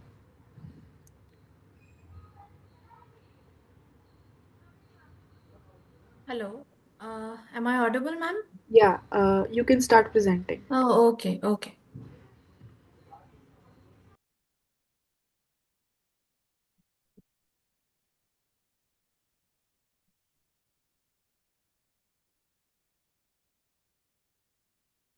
I hope my screen is visible. It's blank. Okay, just a minute, ma'am. Now, is it visible? Yes, it's visible. Okay, and my slides are moving. If you can confirm, please. Yeah, they're moving. Okay. So, good morning, everyone. I am Dr. Swasti Patel, and it is my pleasure to present our research titled Redefining Teaching Competencies in the Age of AI. It's a framework based study in Indian higher education. So, as artificial intelligence becomes an integral part of higher education, the conversation is gradually shifting from whether AI should be used and how educators can use AI effectively and responsibly. And this study attempts to answer an important question, and that is what competencies should faculty members possess to teach effectively in AI enabled higher education? So, through this research, we propose an empirically validated competency framework that can support faculty development and institutional readiness for AI integrated teaching. And to understand why this study was necessary, let us first look at the challenging landscape of higher education. So, higher education has witnessed rapid technological transformation over the last few years, particularly in the emergence, with the emergence of generative AI tools like ChatGPT, Copilot, Gemini, Perplexity, and many more. Today, AI is no longer limited to the content generation. It supports lesson planning, personalized learning, automated assessments, feedback from the students, learning analytics, and many more. And these developments have significantly expanded the role of faculty members. Now, however, using AI effectively requires much more than technical knowledge. So, faculty members need the ability to integrate AI into pedagogy while maintaining academic integrity, ethical responsibility, and student engagement at the same time. And this changing educational environment has formed the foundation of our study. But despite of these developments, several challenges still remain, which are highlighted over here. So, although AI technologies are being rapidly adopted across universities throughout India and globally, most existing teaching competencies frameworks were developed before the widespread use of generative AI. As a result, they primarily emphasize on traditional teaching skills and basic digital literacy like how to create a PPT or how to prepare a video. But they provide limited guidance on AI enabled teaching practices as a whole. So, maybe many faculty development programs continue to focus on introducing AI tools rather than developing competencies that require to integrate these tools meaningfully into teaching and learning. Now, because of all these factors, there's a growing need of a comprehensive competency framework that combines pedagogical, technological, ethical, reflective, and institutional perspectives within a single model. And this observation naturally led us to examine the research gap, which is addressed by our study. So, as you can see over here, during our literature review, we observed that most of the existing studies focused on individual aspects of AI education. Some studies explored technological adoption, while others examined student perceptions or digital literacy. Very few attempted to redefine the teaching competencies from a holistic and, more importantly, we found that very limited empirical validation of competency frameworks specially designed for AI enabled higher education was available with the Indian context. Now, this gap provided the motivation for developing a structured and empirically validated teaching competency that addresses the evolving expectations of higher education institutions. Now, based on this identified gap, we established three clear research objectives, which I'll briefly explain. So, first was to develop a comprehensive teaching competency framework suitable for AI-enabled higher education. Second was to empirically validate the proposed framework. It is not only theoretical, a dream that we are proposing to the institutions. It is validated empirically, and we have got good results for that. And finally, to understand the relationships among different competency dimensions and identify areas that require greater attention for faculty development. Now, rather than evaluating AI tools, our focus was on understanding the competencies that enable the educators to use AI effectively. And once we identified the objectives, let me introduce the proposed competency framework, which forms the central contribution of this research. So, as you can see over here, we present artificial intelligence enabled teaching competency framework, or the AI tech framework, as we normally, have given it abbreviation. So the framework, as you can see over here, consists of 6 interrelated competency dimensions, each addressing critical aspects of AI enabled teaching. So, very quickly, the first dimension is the pedagogical design competence, and it focuses on designing learning experiences that effectively integrate AI while maintaining alignment with course outcomes.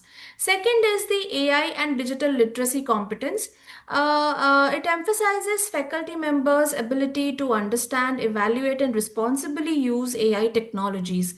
The third dimension is assessment and feedback competence, which relates to designing authentic assessments and using AI to provide timely and meaningful feedback.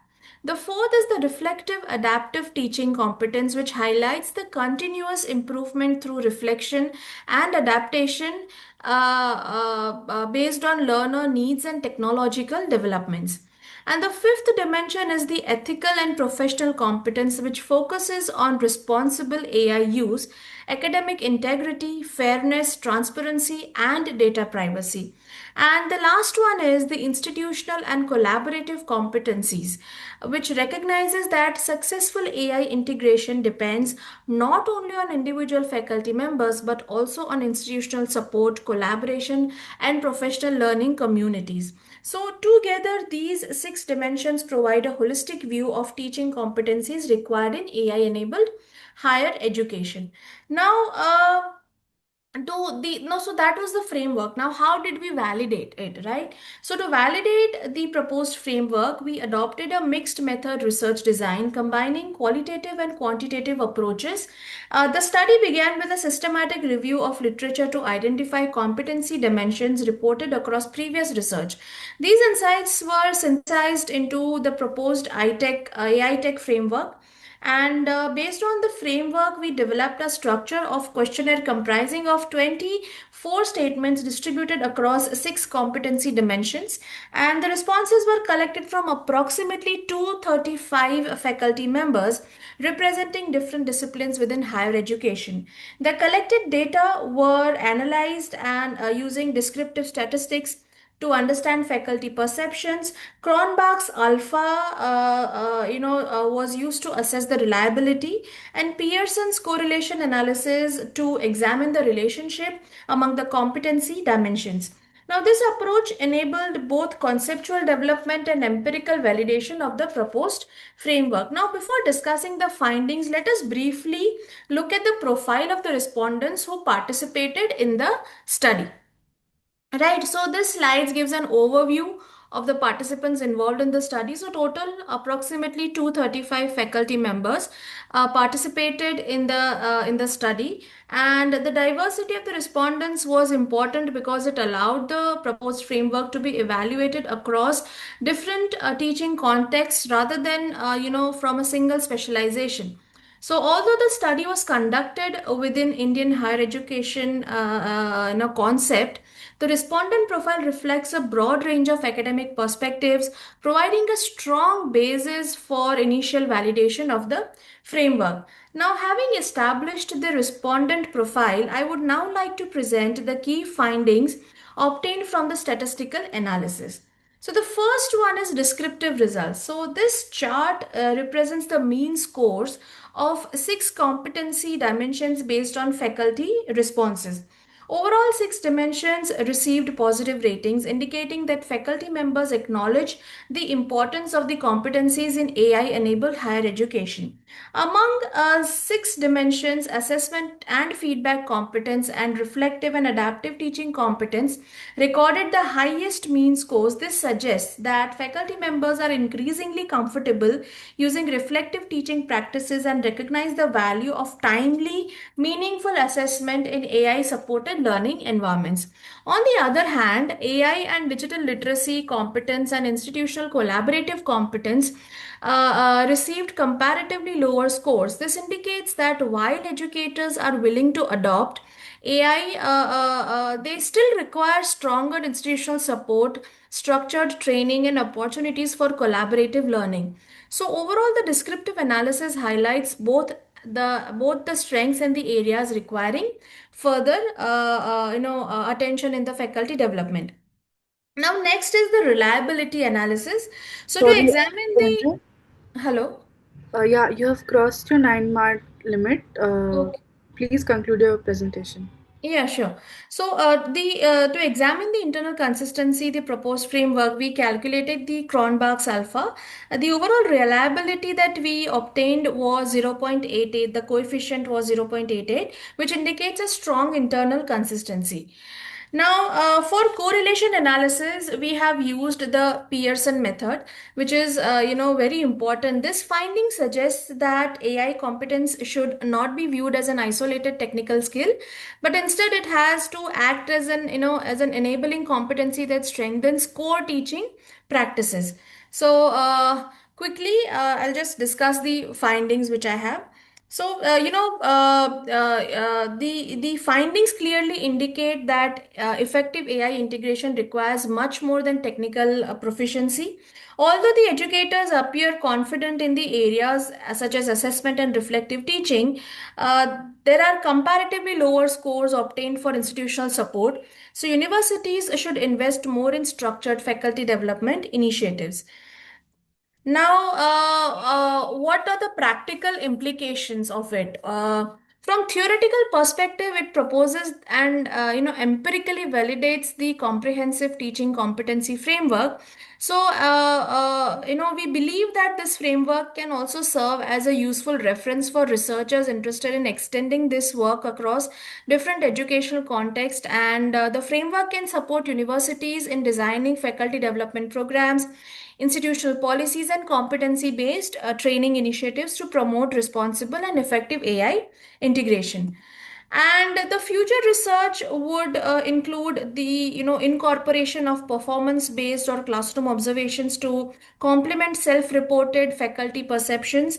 Second would be to have longitudinal studies to combine how teaching competencies evolve as educators and great experience with AI enabled teaching. So, these directions can enhance the robustness of this framework. So, to conclude my presentation rapidly, what truly matters is the competency of educators to integrate AI responsibly, ethically, and pedagogically. Right? And the proposed framework provides a structured and empirically validated approach for understanding these competencies and offers practical guidance for faculty development and institutional planning. And we hope this framework contributes to ongoing discussions on preparing educators for future AI enabled classrooms. Thank you so much. Any questions if you have, please, you can ask me.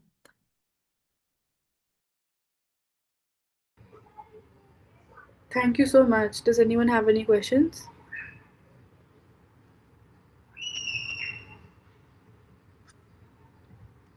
Okay. Now we have Shri Darshini R with the paper title Beyond Engagement, a Fairness Regularized Multitask Deep Learning Framework for Social Media Analytics. Good morning, ma'am. Hello, you may start your presentation.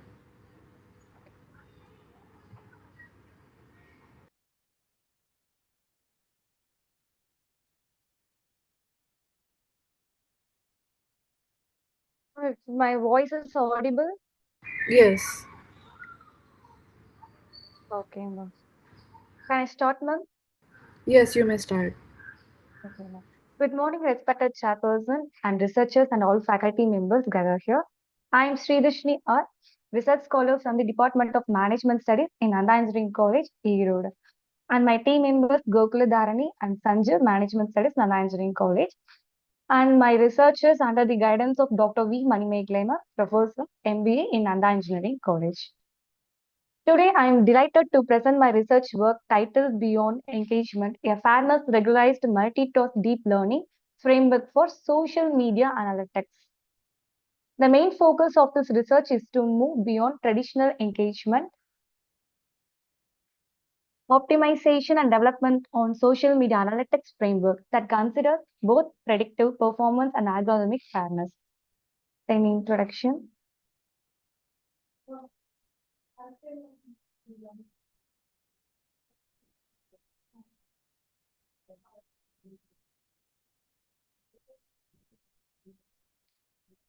Introduction. Social media platforms have become very powerful social technical systems where algorithmic influence, user visibility, interactions, and digital participation. In most existing social media analytics systems, they are mainly focused on maximizing engagement through likes, comments, shares, and posting frequently. Although these models improve prediction performance, they may create ethical challenges. The challenges such as algorithmic bias, unequal exposure, unfair representation among different demographic groups. Recent deep learning approaches, especially multitask learning, improve prediction by learning common patterns across multiple tasks. However, most existing multitask models mainly focus on accuracy and give limited attention to fairness during model training. To overcome this issue, the study proposes a fairness regularized multitask deep learning framework that integrates fairness directly into the learning process. Then my problem statement is the major problem addresses in this research is that current social media analytical models are mostly engagement driven. They optimize user interaction but often ignore fairness related issues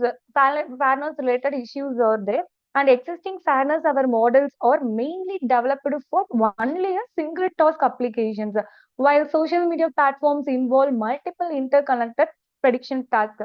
Therefore, there is a need for a framework that can simultaneously improve prediction performance and reduce demographic bias. Then objective. The main objective of this research is to develop a fairness regularized multitask deep learning framework for social media analytics. And my study aims to predict multiple engagement outcomes, simultaneously reduce demographic bias during model training, and achieve a balance between predictive performance and algorithmic fairness. And these are my hypothesis, which is proposed from my objectives.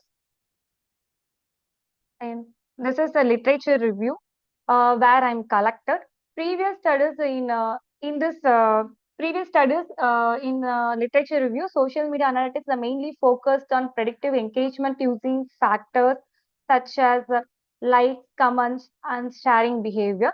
Multi-task learning studies improved model performance by using shared representation learning and fairness aware mission. Learning research introduced techniques to reduce bias through fairness constraints, and however, existing studies generally treat these areas separately. Limited research combines fairness aware learning with multiple task deep learning for social media analytics. And this is my research questions. First, how does the proposed framework perform compared with single task and standard multitask models? Second, how effectively does fairness regularization reduce the demographic bias? And third, what is the relationship between predictive accuracy and fairness in this constraints are introduced? Then, this is my research gap. From the literature, these are the three important gaps. Existing engagement models mainly focus on predictive accuracy, while fairness is often ignored. Current multitask learning models rarely include fairness constraints during optimization. Fairness aware approaches are mostly limited to single task model and do not consider task sensitive fairness requirements. Therefore, this study introduces a fairness regularized multitask framework to address these limitations. And this is my proposed fairness regularized multitask framework. In this,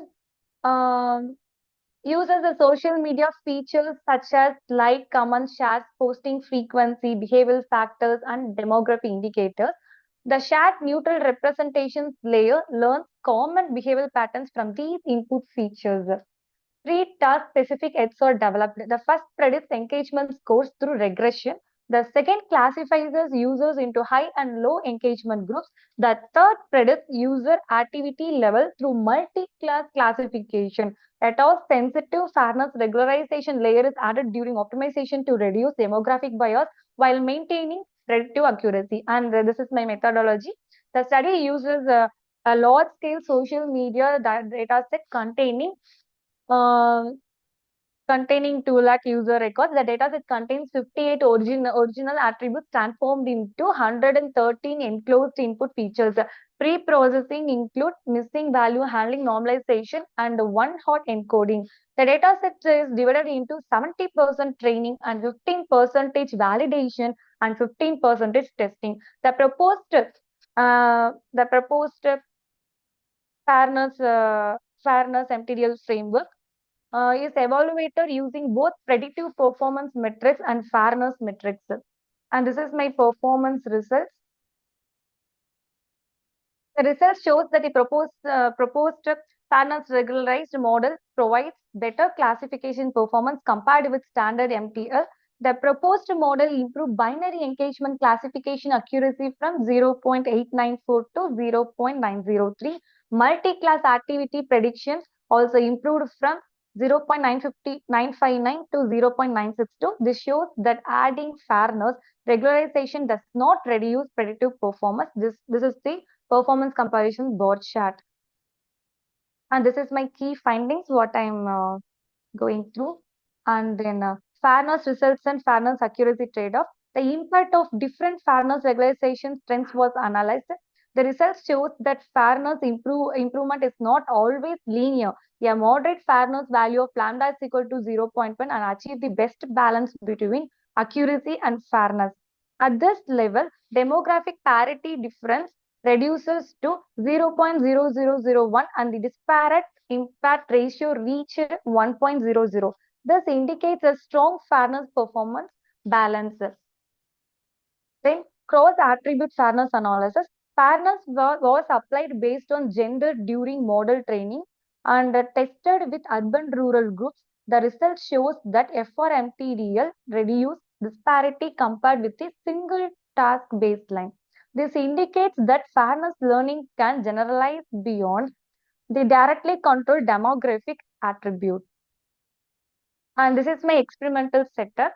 The proposed framework is compared with baseline models. The first model is single task deep learning, where each task is trained separately. The second model is standard multitask learning, which uses shared representation without fairness regularization. And third model is the proposed FRMTDL framework with the task sensitive fairness control. All models are trained using gradient based optimization with validation based turning.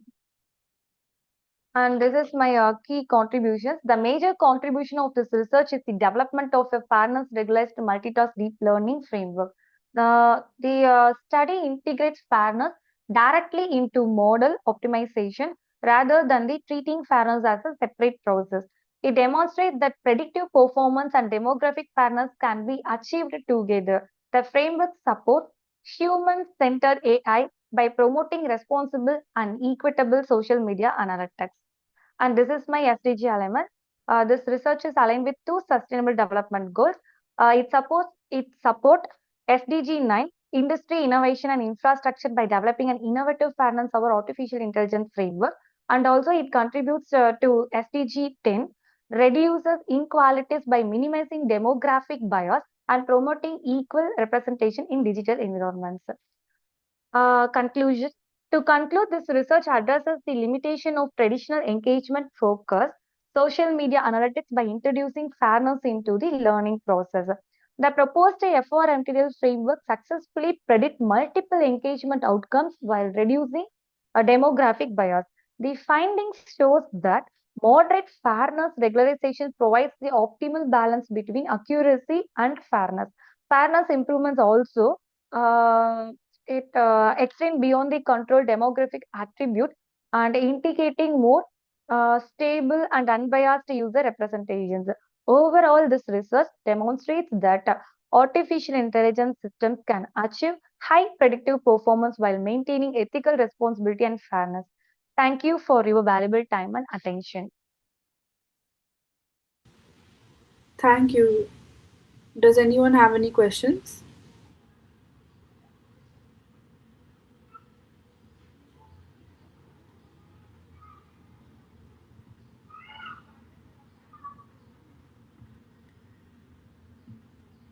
Okay, now we have M. Kiriti Chaudhary with the paper title Personalized Learning via Reinforcement Learning.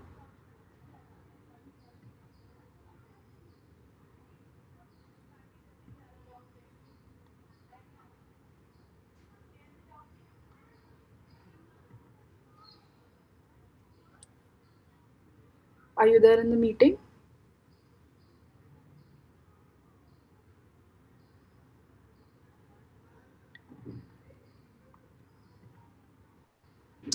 Okay, with that, we finish with our presentations for today. I would sincerely thank our authors and our excellent presenters and contribution in this session, and all our participants for being a part of this international conference. I hope this session was informative enough. We, on behalf of the whole team, thank you for the support during this 11th version and all the previous 10 versions of the conference. We will be happy to have you in the 12th version in 2027. All the presenters will be getting their digital certificates through email within 2 working days. The publication will be live within 7 to 8 months. Kindly cooperate with the team of ICT4SD 2026. I would also. Ma'am, I have a query that my presentation is at 12:30 in the same virtual room D. Yeah. Can it be conducted now itself? Is it possible? Um, As per schedule, it's scheduled at 12:30 p.m. But I'm ready to do. we can host it. It can be the first presentation as we host it in the next session. Okay. But not in this session, right? No, no. Okay. And I would also like to thank our chair, Dr. Swati Nikum, for chairing this session.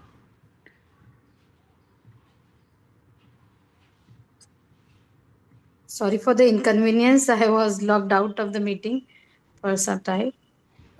That's okay. Yeah, thank you.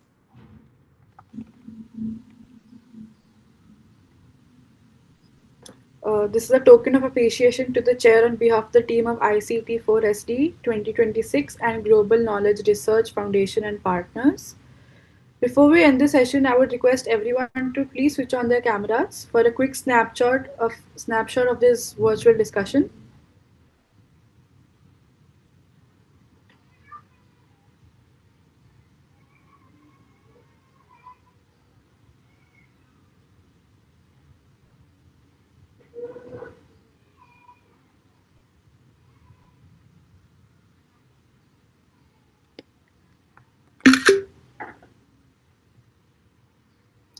Thank you everyone for your valuable presence.